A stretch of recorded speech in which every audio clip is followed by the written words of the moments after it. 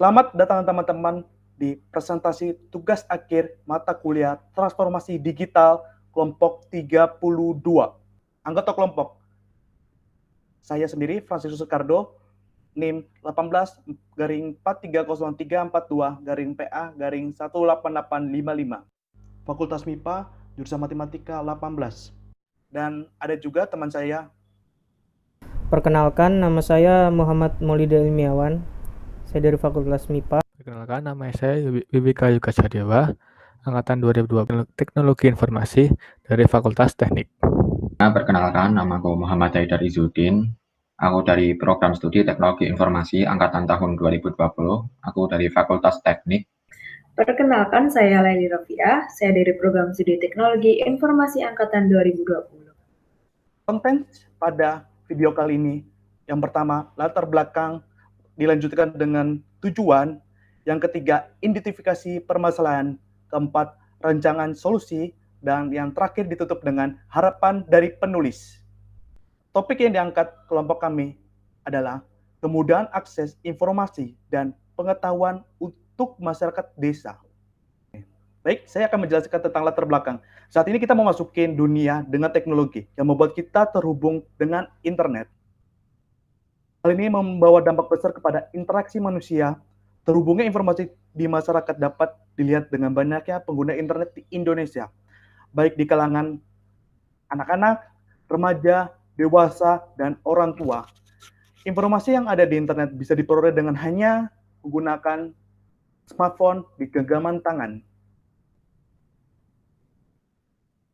Selanjutnya, perkembangan teknologi dan ilmu pengetahuan telah merubah berbagai kegiatan sehari-hari manusia, baik di bidang ekonomi, sosial dan budaya, serta pendidikan. Kita tahu perkembangan pendidikan di Indonesia belum merata, sehingga pendidikan mengenai teknologi perlu adanya pemerataan. Internet dapat menyimpan berbagai macam informasi. Internet bagaikan perpustakaan, sehingga kita membutuhkan navigasi untuk dapat mencari informasi yang kita inginkan, dan tidak terjebak pada hal-hal buruk. Misalkan, pengguna internet untuk pelajar. Pelajar dapat menggunakan internet untuk mencari kebutuhan tugas, sekolah, belajar mandiri, dan lain-lain. Tapi ada kalanya godaan dari internet sehingga pelajar tersebut bermain game online, chatting di media sosial, Facebook, Instagram, Line, WhatsApp, atau bahkan dapat mengakses situs-situs yang berbahaya dan perjudian. Hal ini mengakibatkan pelajar tersebut lupa waktu karena sudah bersenang-senang di dunia maya atau bahkan dapat melakukan tindakan kriminal. Contohnya pada kasus Devin Moore, si pembunuh yang terinspirasi dari game GTA Vice City. Pemerataan teknologi dan pendidikan mengenai teknologi perlu dilaksanakan supaya tidak adanya kesenjangan teknologi di perkotaan dan perdesaan. Pemerataan moral tentang teknologi juga penting. Hal ini disebabkan ada beberapa kasus anak-anak yang lebih mengenal influence dibanding tokoh bangsa. Tahu nggak ini siapa? Wah, aku Karin. Kalau ini siapa sih? Siapa ya? Hal ini disebabkan tidak adanya pengawasan dari orang tua ketika anak-anak sedang mengakses informasi di internet. Pengawasan orang tua dalam melihat anak sedang mengakses internet sangat penting. Hal ini supaya anak tidak melakukan tindakan yang dikira keren di sosial media atau di internet, tetapi sangat merugikan bagi diri sendiri atau sekitarnya. Contohnya pada kasus prank sembako isi sampah kepada YouTuber Ferdinand Paleka. Di sini saya akan mempresentasikan hasil kerja kelompok kami pada bagian 2, yaitu bagian tujuan. Pada bagian ini, kelompok kami memiliki tujuan penelitian untuk dapat memberikan konsep sederhana yang bisa dilakukan masyarakat pedesaan dalam menghadapi perkembangan teknologi, sehingga akan terjadi pemerataan teknologi dan moral berteknologi, sehingga nantinya masyarakat pedesaan dapat mengerti dan memahami perkembangan teknologi tanpa menghilangkan budaya asli Indonesia. Di sini saya akan menjelaskan identifikasi masalah di topik kami, yaitu yang pertama, cepatnya perkembangan teknologi dan informasi membuat tidak meratanya informasi dan teknologi di pedesaan dan perkotaan. antara pedesaan dan perkotaan terdapat kesenjangan teknologi yang membuat informasi yang tersebar di kota dan di desa itu tidak merata. Lalu yang kedua, tidak meratanya sarana dan prasarana antara pedesaan dan perkotaan yang membuat masyarakat di desa kurang cepat dalam menghadapi teknologi informasi. Kita ketahui di pedesaan itu teknologinya tidak secanggih di perkotaan gitu ya, sehingga masyarakat desa itu masih banyak yang tidak mengetahui dan tidak paham terkait teknologi yang modern saat ini gitu ya. Lalu yang ketiga itu kurangnya literasi pengetahuan mengenai tren berperilaku di dunia maya sehingga berpengaruh dalam sikap dalam berperilaku di masyarakat. Tentunya karena adanya ketertinggalan terkait ilmu teknologi di pedesaan, itu yang menyebabkan berperilaku di dunia maya antara masyarakat desa dan masyarakat perkotaan itu berbeda gitu ya. Seringkali kita mendapatkan masyarakat kita yang kurang bijak dalam berinternet gitu, bermedia sosial. Itu juga yang mempengaruhi, itu juga salah satu pengaruh dari kurangnya literasi pengetahuan gitu ya, dari masyarakat kita gitu. Lalu yang keempat ada era industri 4.0 membuat teknologi berkembang dengan pesat. Hampir semua hal sudah memanfaatkan teknologi untuk memenuhi kebutuhan manusia gitu ya. Namun perkembangan era yang begitu pesat ini tidak dibarengi dengan kemerataan teknologi itu sendiri gitu ya, karena kita merasakan bahwa di pedesaan dan di perkotaan itu terdapat kesenjangan di situ terkait teknologi gitu ya.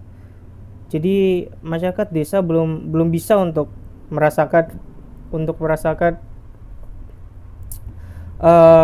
perkembangan teknologi yang saat ini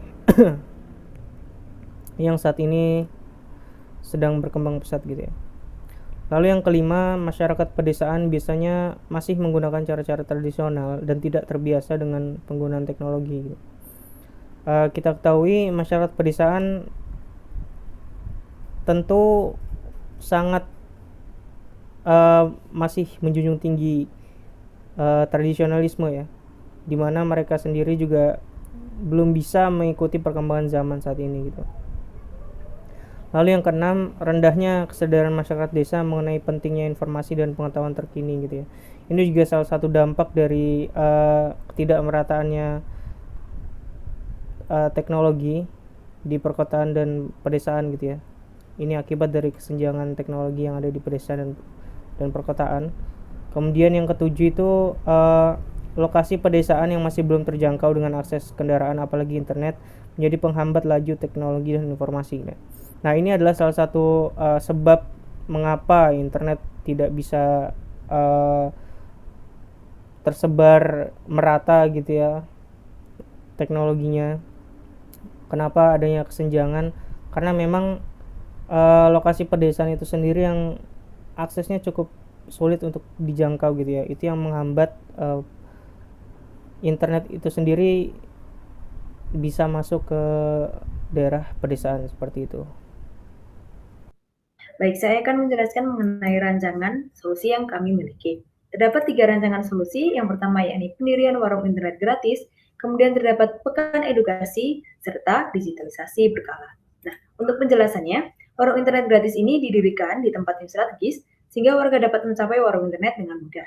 Kemudian, pemerintah setempat bekerja sama dengan provider agar jaringan di warung internet tersebut dapat berjalan dengan lancar.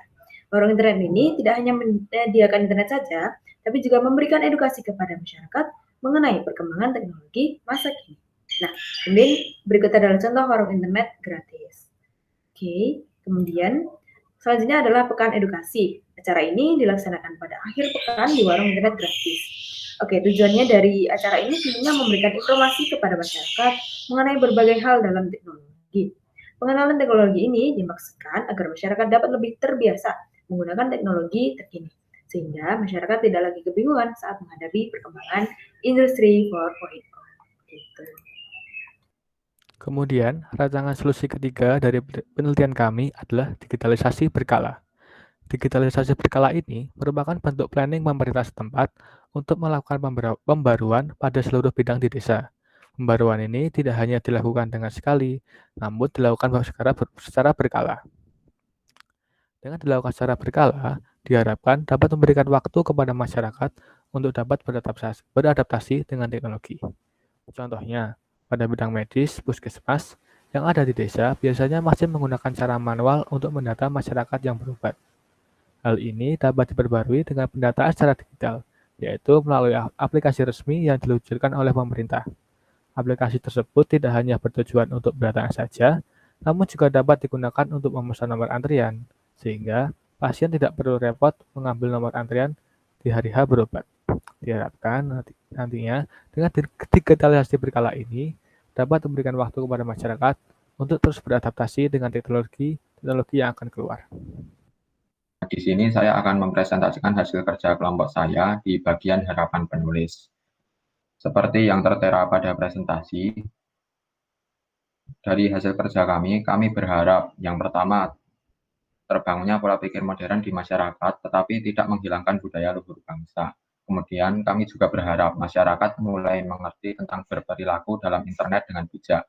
Yang ketiga, permasalahan-permasalahan yang ada di masyarakat terselesaikan dengan adanya perkembangan teknologi sehingga dapat memajukan desa dalam berbagai aspek kehidupan.